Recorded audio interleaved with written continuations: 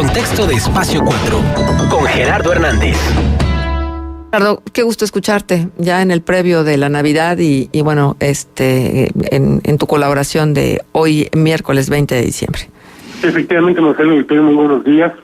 Estamos ya ciertamente cerca del año, principios del 18, y pues un año que hasta estas fechas refleja lo que ocurrió prácticamente a lo largo de 2017.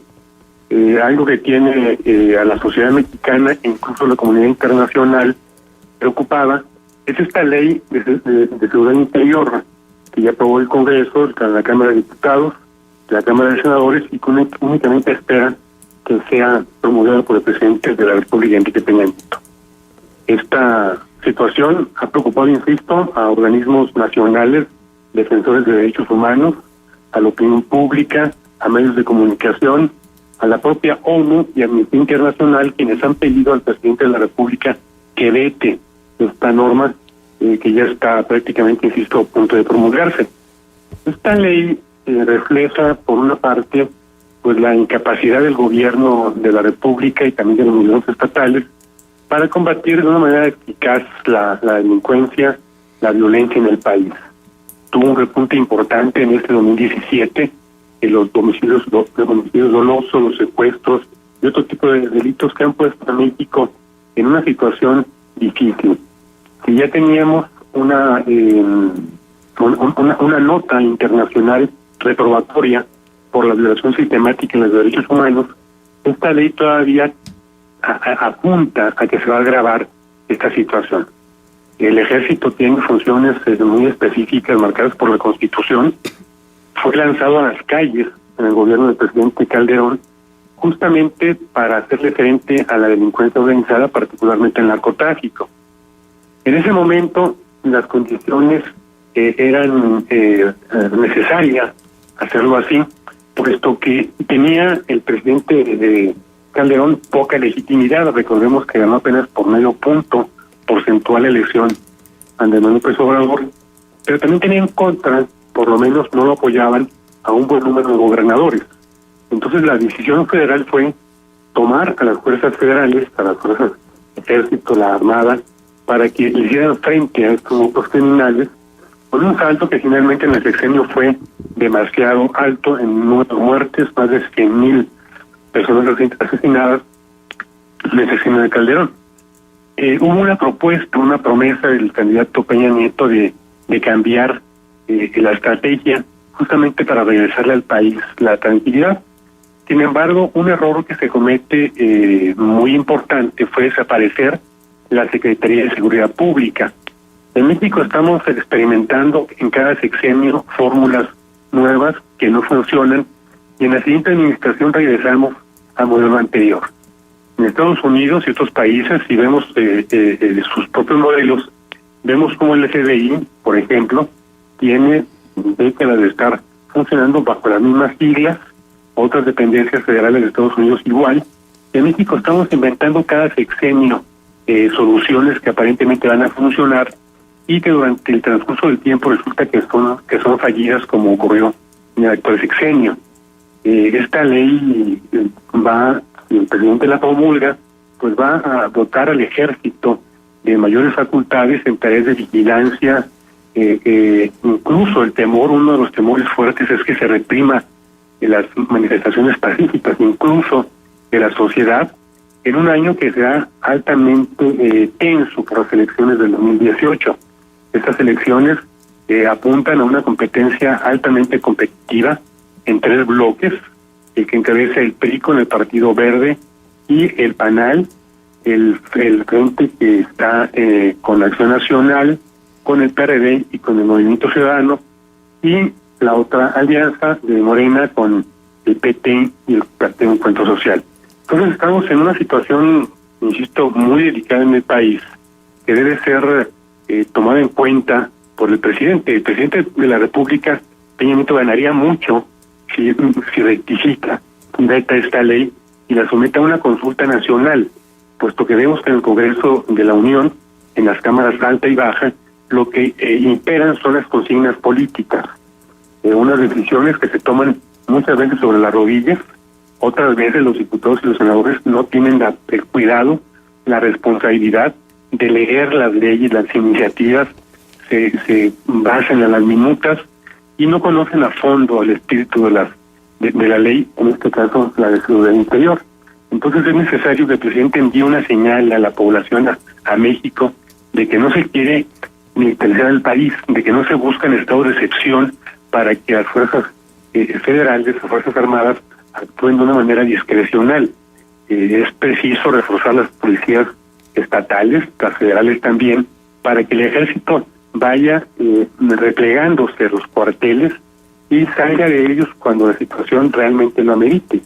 El ejército, la armada, han perdido credibilidad, han perdido aceptación en México en los últimos años, justamente por ese contacto directo con la sociedad. Es muy poco grato ver en carreteras, en ciudades, patrullas militares e incluso patrullas de gobiernos estatales con uniformados armados, cubiertos de rostro. Parecemos un país casi que es en estado de sitio o en estado de un conflicto bélico, que no es el caso.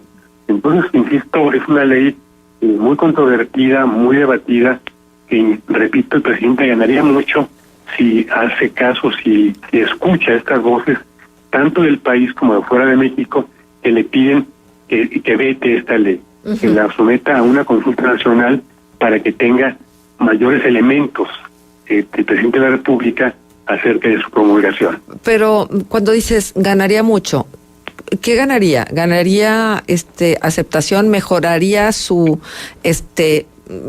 puntaje tan bajo que tiene, que no hay antecedentes en relación a cómo lo perciben los ciudadanos a un presidente?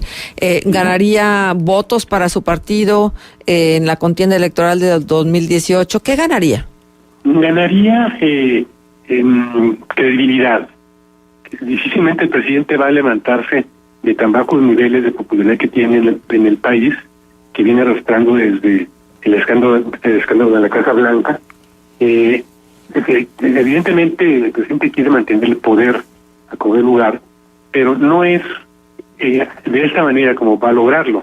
Ganaría en términos de que la sociedad reconocería la apertura del presidente, no que le vaya a pagar con votos el reto de esta ley, no que vaya a aumentar la popularidad del presidente, puesto que los presidentes de la República, en su último año de gobierno, y ya está Peña Nieto en su último año de gobierno, es cuando suelen cometer errores que lo marcan históricamente. Por ejemplo, López Portillo, en su último informe, en su último año de gobierno, estatiza la banca, ¿verdad?, en un acto desesperado, cuando el país estaba ya en una crisis financiera muy profunda. México está ahora en una crisis de seguridad y de derechos humanos que ha sido denunciada durante años por organismos internacionales. Lo que ganaría el presidente sería un reconocimiento a la apertura a escuchar a la población. Recordemos cuando el presidente Salinas de Gortari, ante críticas de la oposición, decía: ni los veo ni los oigo. Tal parece que esa fórmula se sigue repitiendo, de no ver ni escuchar a la población. Lamentablemente el Congreso de la Unión, la Cámara de Diputados, la Cámara de Senadores, repito, obedecen a líneas políticas de sus partidos, que en el caso del PRI pues proceden de la Presidencia de la República. Entonces es una ley, insisto, reprobada por la mayor parte de México, por los riesgos que implica para la propia seguridad pública, para los derechos humanos. Entonces, repito, los señalamientos de la ONU, de Amnistía Internacional, son demasiado precisos. Es preocupante, dice que en su implementación no hará más que aumentar la larga lista de violaciones graves a los derechos humanos en México, incluyendo ejecuciones extrajudiciales, tortura y desapariciones forzadas. Esto es lo que plantea la Amnistía Internacional. Sin embargo, no ha habido respuesta del gobierno federal en el sentido de que pueda haber apertura, de que pueda haber este veto de parte del presidente, porque es una decisión importante, una decisión que podría, insisto, generarle al presidente de la República no mayor popularidad, un reconocimiento de que cuando menos escucha, atiende un reclamo nacional y también exigencias de organismos internacionales. Gerardo, buenos días. Te saluda Diana Torres. Sí, Diana, muy buenos días.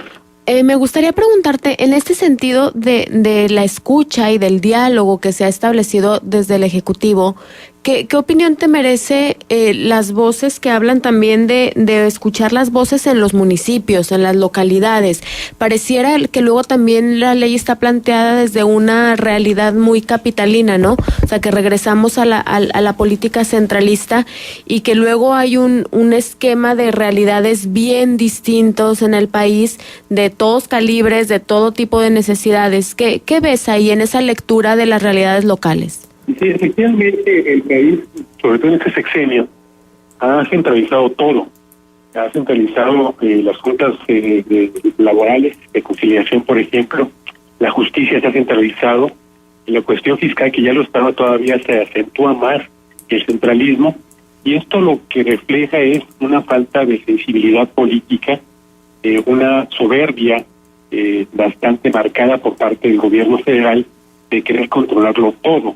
Sin embargo, ahí está el error justamente, en que se quiere centralizar todas las decisiones, toda la estructura que le corresponde a los estados y a los municipios, y es justamente en las comunidades, en los ayuntamientos, en los gobiernos estatales, donde se tiene contacto más directo con la realidad. Desde la Ciudad de México se distorsiona la realidad del país. Se trata de dar soluciones mágicas a problemas que son muy reales, que afectan a toda la comunidad. Un error notable de esta administración fue dotar a la Secretaría de Gobernación de superpoderes. Gobernación históricamente era la secretaría que hacía cargo de la política interior, pero en ese sexenio se le agregó todo lo de seguridad pública, se le agregó todo lo de las prisiones, los cerezos, los eferesos, y rebasó a la Secretaría de Gobernación.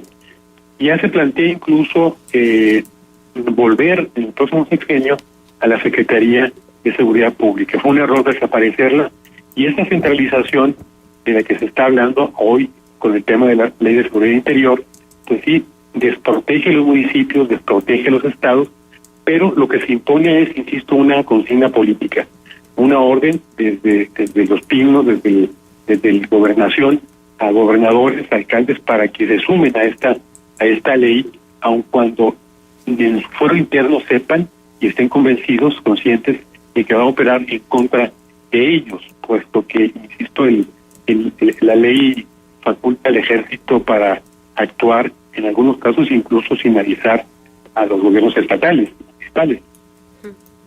Sí.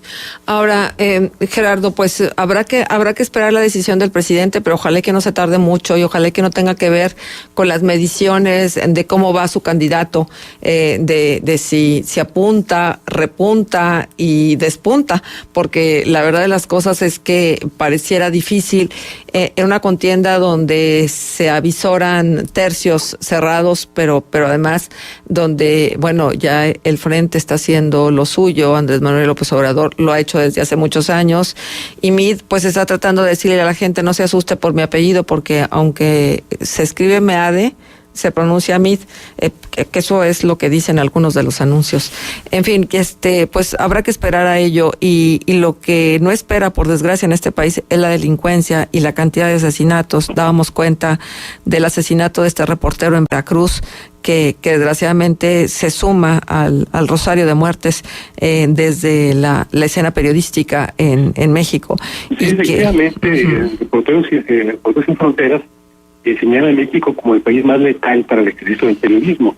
Y este asesinato de Omar Pérez Aguinaldo, dentro de una escuela, pues refleja la realidad del país. O sea, hay prácticamente una cacería contra periodistas, contra activistas, defensores de derechos humanos, y una total impunidad. La falta de castigo estimula la reproducción del delito, y en México es lo que ocurre. Entonces es un contrasentido que plantearon la Ley de Seguridad Interior cuando el país, el gobierno, está rebasado por bandas delincuenciales que ponen en riesgo no únicamente a periodistas y activistas, sino a la sociedad en general. De manera que, como tú dices, falta nada más que la decisión del presidente. Todo apunta a que va a promulgar la ley, puesto que ya se ha hecho un trabajo legislativo bastante opaco, de espaldas a la sociedad, pero con estas medidas, con estas acciones, con este tipo de legislaciones, se expone al país e incluso se expone al propio candidato del PRI, José Antonio Meade, si se le suman escándalos como este de Chihuahua, donde se detectan desvíos por 250 millones de pesos en el gobierno de César Duarte hacia el PRI. Entonces es un ambiente se está enrareciendo mucho el ambiente en México, y esto es lo que va lamentablemente a escalar el año próximo. La lucha por el poder, por la presidencia de la República, será una de las más cruentas, de las más difíciles que hayamos vivido, justamente por esta distribución de los bloques y esta tendencia a dividirse en tres el voto de los mexicanos. El frente que encabeza Acción Nacional con Movimiento Ciudadano y con el PRD tiene propuestas interesantes. Meade está, como tú dices, despuntando, porque no es una figura que haya tenido arraigo en el PRI. En su discurso de marzo del 94, Colosio hacía un reproche a su partido de que no quería candidatos que los primeros que se preguntaran quiénes son sean los propios priistas. De manera que vamos a hacer unas campañas para la elección presidencial muy difíciles, muy de confrontación, de encono, y esto no le ayuda al país y lo expone, insisto, a situaciones más difíciles todavía que las actuales. Uh-huh. Bien, Gerardo, pues mucho que platicar. 2018 pues se antoja difícil en todos los sentidos, y no es que seamos negativos o pesimistas, simplemente es reconocer una realidad, y habrá que estar muy atento, y habrá que darnos tiempo para la reflexión y ocuparnos de los temas que no son comunes en esta sociedad nuestra, como coahuilenses, duranguenses y como mexicanos, por supuesto. Sí, efectivamente, y que la sociedad no caiga en trampas que puedan tenderle los partidos políticos, del propio gobierno, para favorecer a un candidato. Hay que mantener la sensatez, la madurez, ver ya cuando se desarrollen los debates entre los candidatos presidenciales, las propuestas de cada uno de ellos. El país necesita más que nunca estabilidad, serenidad, no salirse de los cauces institucionales. Sería lo peor una elección que derivara en violencia, como ya la ha habido en el 94. En el 94, con lo que pasó con Colosio, el clima era propicio para que eso ocurriera. No debe repetirse ese contexto, porque el país pierde mucho. Entonces toca a los ciudadanos de hacer una reflexión serena, responsable, de hacia dónde queremos que vaya el país en los próximos 6 años o 12 años. Es bastante importante. Los precandidatos ya han hecho sus primeros pronunciamientos, sus primeras propuestas. Algunas han gustado, otras no. Sin embargo, son los candidatos de los cuales surgirá el futuro presidente de la República.